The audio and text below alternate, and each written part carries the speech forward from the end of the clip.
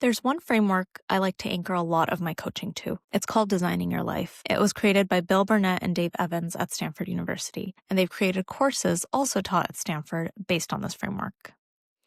I love Designing Your Life tools because it makes so much sense to use a designer's mindset to create the roadmap for your desired life. Great product design starts with first deeply understanding the user, their needs, their desires, their environment, constraints, stressors, and their day-to-day reality. From there, you design solutions that don't just meet those needs and remove pain points, but when done really well, the solution exceeds the need and surprises and delights the user. Ultimately, the products people keep coming back to are the ones that consistently exceed expectations.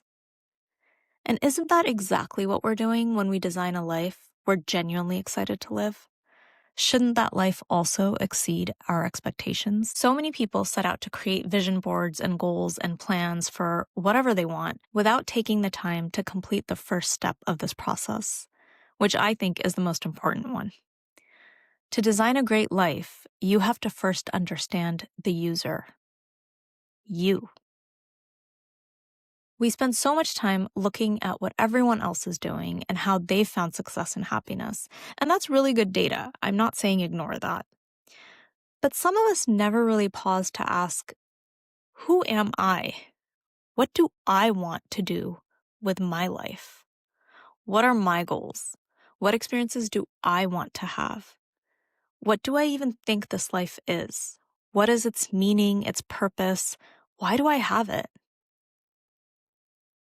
When we start by asking these questions, we get to design ways to achieve goals and have experiences that make sense for us. If you're looking to design a life more intentionally, you don't necessarily need a Designing Your Life coach, although if you want one, I'm here. I recommend picking up a Designing Your Life book. I also recommend finding a friend or a group of friends to do these activities with. My favorite tool in the book to start off with is Life View and Work View. A lot of my clients start here. Some of them don't because they have a very clear understanding of where they're at with this information. But a lot of my clients actually start with Life View and Work View. This is where I start with my clients who are looking to make big life transformations. Life View and Work View ask you to reflect on questions like, why are we here? What is the purpose of work? What is the relationship between the individual and others? Why do we work? What defines worthwhile work? How does success relate to work and money? And what is and isn't good work? The nature of these questions is purposefully existential. This year, I had my students complete a reflection inspired by this. The feedback was that it was really hard because no one had ever really asked them these questions. You see, these are questions that we are handed answers to by our family, by our friends, by society, by culture, by the media. My older students actually said that the exercise forced them to think about where they have learned their most core beliefs about what life is and what we are meant to do with it. A lot of my clients say the same.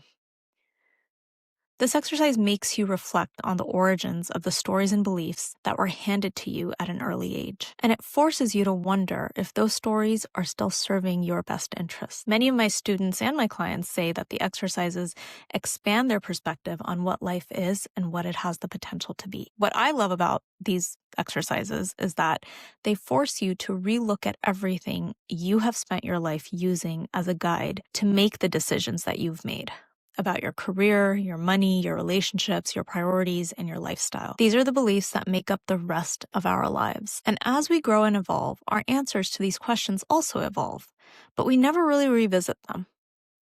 We may be designing lives and living lives based on outdated answers. So this exercise is especially important to do every few years. Now, how I recommend actually doing the exercise is really important too. I always recommend finding a spot that is not your home, or maybe not somewhere familiar, somewhere that is calming and peaceful, to sit and really reflect on these questions. Allow the information to come up naturally. The reason why I tell clients to do this exercise in a new or different location is because our environment activates certain neural pathways in our brains. Our environment can trigger memories, ideas, beliefs, and perceptions that are tied to that environment. So if you're doing this in a new, unfamiliar environment, you might be more open to new ideas, new beliefs, new ways of looking at these questions. The questions whose answers have created the foundation of your life. I believe that a well-designed life fulfills our needs, surprises and delights us, and keeps us coming back for more. So you see, a well-designed life is not very different from a product that is so good that you can't imagine living without it. If designing a new life experience is on your to-do list for 2026, you can check out the books by Bill Burnett and Dave Evans, or you can listen to episode 12 of this podcast, where I chat with Bill Burnett on the Designing Your Life framework. And if you need more support, you can reach out to me. Head on over to avra.as.me, I'll link it in the show notes, and schedule a meet and greet. We can discuss your needs and design a coaching package that makes sense for your goals and your budget in 2026.